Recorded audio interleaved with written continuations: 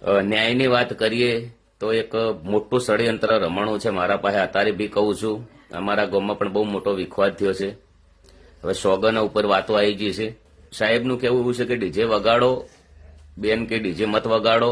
તો એક સમાજમાં પણ બહુ સમાજને શું કરવું એ પણ નિર્ણય નથી. અથવા એક દિલથી મારા વિચાર પ્રમાણે રજૂઆત છે કે ડીજેમાં 5-6 હજાર ખર્ચો થતો હોય તો 15,000 રૂપિયા લંકાવાળા પણ લેતા હોય છે. એના વિશે કોઈક વિચારો.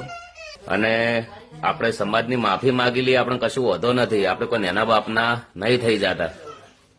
એક બીજું પણ દડ થાય તો જે ઘર ધણી છે, જેના ઘેર લગ્ન હતા એ વ્યક્તિ થાય, નાત બાર જાય અને એ વ્યક્તિને નાત બાર મૂકવો જોઈએ. કદાચ એ વ્યક્તિ દડ ના હાલે. એટલે બંધારણ માટે કોઈ સારા નિર્ણય લો, બધા વિચારો. પછી તમારે કરવું ના વિચારવું એ બધી તમારી મરજીની વાતો છે. તમે તમારા મરજીના માલિકો છો. બધા પેલા થઈને જે કરવું એ કરો.